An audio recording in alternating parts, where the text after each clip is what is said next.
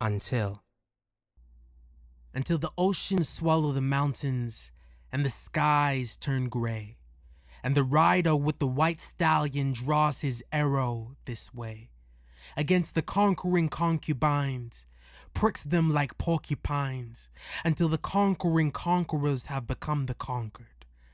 Until the second seal is broken and the red steed of war draws its sword on mankind, removes the kind from man.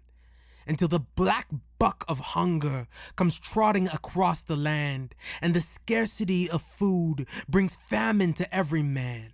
Till our ribs start showing, and our cheekbones growing, our hearts still knowing from the evil we've been sowing. Until the last seal is opened, and the pale horse is seen, bringing death in every country, in the skies and in the seas.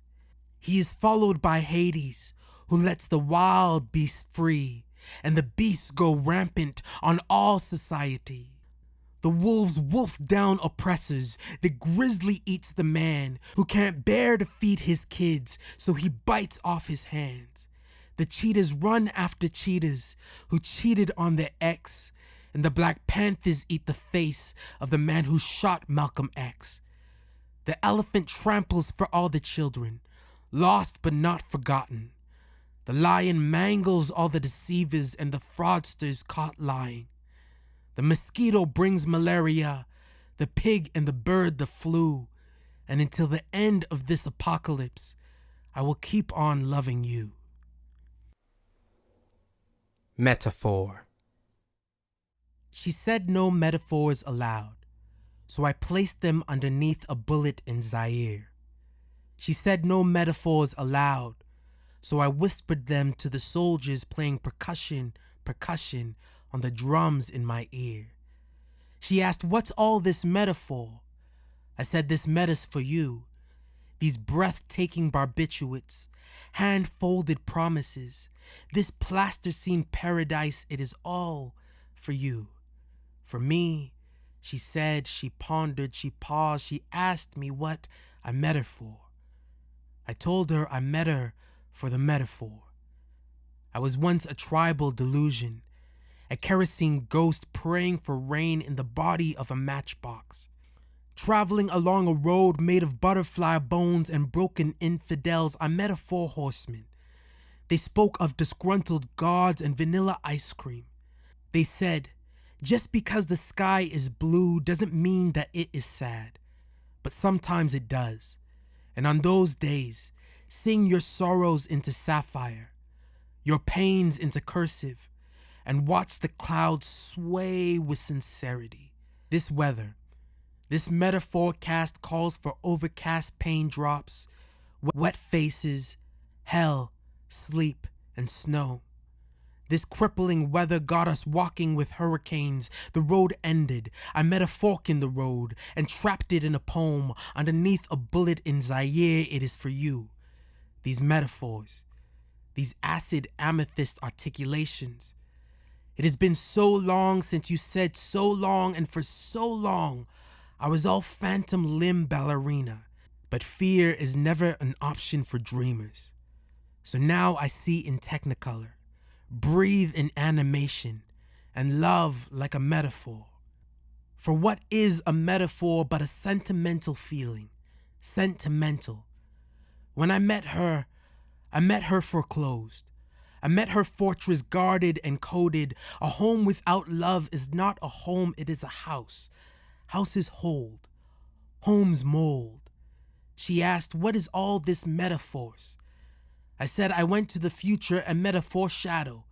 It said one day you will have met a fortune. I believe it was talking about you. A symbol of peace and hopelessness. A heartbroken bullet, buried in the ground, somewhere in Zaire. Forgiveness. The aged birch, as antiquated as song, as tall as dreams in the ears of orphans, holds within its belly of bark an unwavering commitment, a dogma of forgiveness. For the lumberjack, so hell-bent on bending its branches, slicing it into droplets of tables and chairs and paper to soak the blood of poet, it forgives. The alloy waters, which feed our insecurities, nourish our egos as we continue to confuse its blue with items we no longer love, still forgives. Allah, give me the mood of the oak, sun, and water. My apologies run dry in the damp mouth of pain.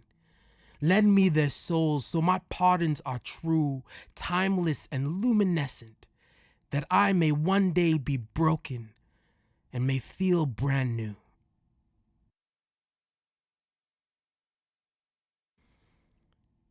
And so it goes, that the ones we love will hurt us the most. Like rotations of the moon or an abacus in the hands of the Almighty, you can count on it.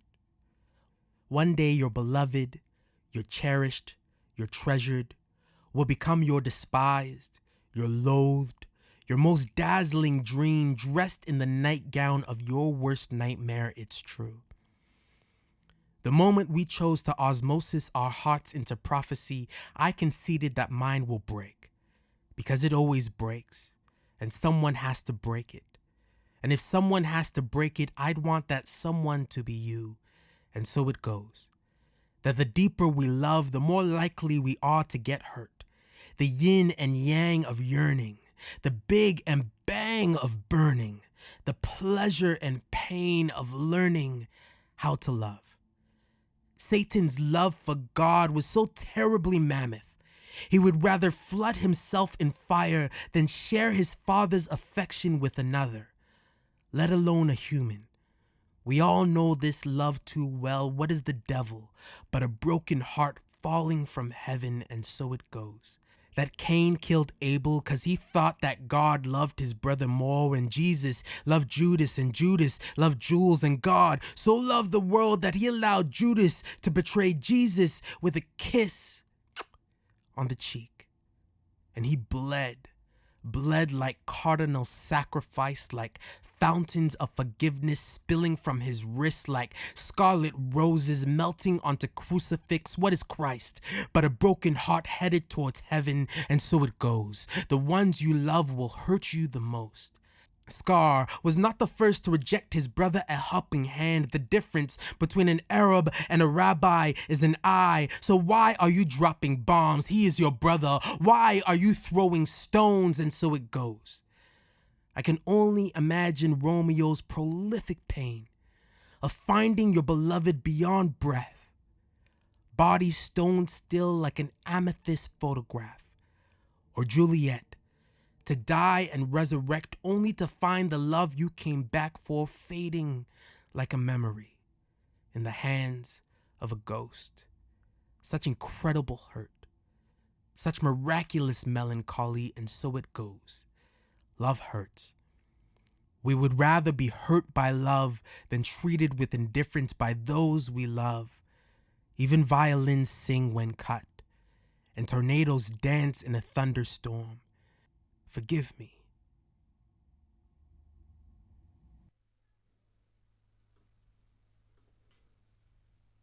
The Prophet. There is a used bookstore on Kingston Road, a block away from the lake, where the sand is shallow and remembering. It is where I bought The Prophet $5 no tax.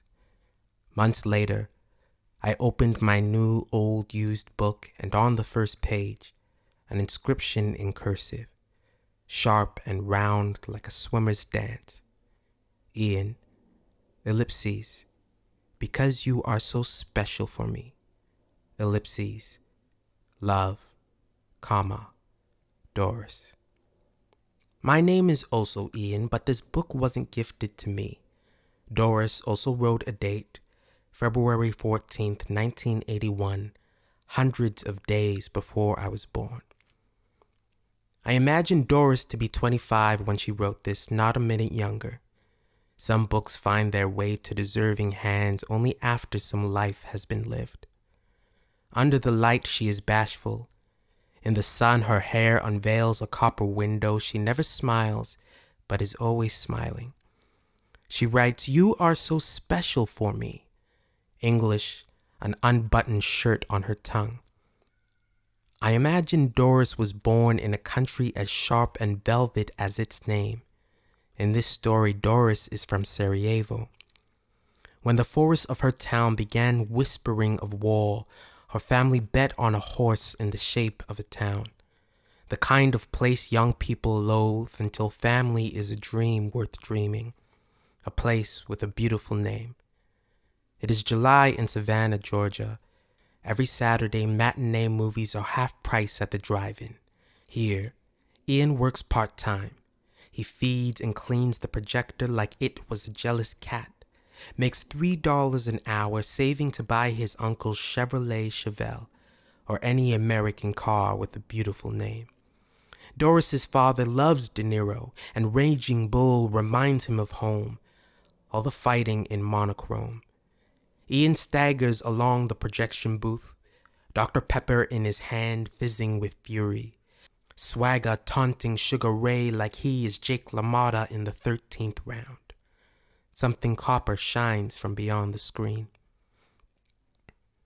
On Wednesdays after Bible study, she sweeps the floor of the peeling Orthodox church, caresses dust off the organ, replaces melted candles with holier ones. Sometimes Ian helps, with extra grease in his bones. Men clean differently when women or God is watching. They pray together. They pray they are always together. Ian thanks God for Doris. Doris is not smiling, but she is smiling. I imagine their love like I imagine all love, a call to morning at dusk, and at dusk amber soaking in song. It is Saturday, February 14th, 1981, Valentine's Day. At the city's edge, Ian's red Chevelle is a robin overlooking the last willow in the valley.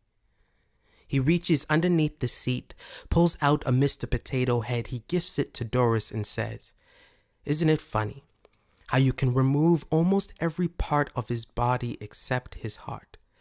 Doris smiles and hands him a book. Ian reads the inscription. In this story, Doris and Ian do not last. War sends some away. It beckons others back. Both eventually marry to people whom they love dearly, just not in amber. Ian keeps the book in the attic, in the same box as the film rolls he stole from the drive-in. He wanted to name his first daughter Almitra. His wife vetoed the pitch. He knew it was probably for the better. Ian only read the book once, found it as magical as the person who gave it to him. He dies. His children donate his clothes, his films, his books. For thousands of days across the continent, the prophet travels through deserving hands, as prophets do. The prophet waits by the beach, as prophets also do. In the book, Almitra asks the prophet to tell her about love. He says, "Love has no other desire than to fulfill itself." Maybe it is mere coincidence I bought a book with my name in it. It is more likely than not the book with my name, written in cursive, is a prophecy of love fulfilling itself.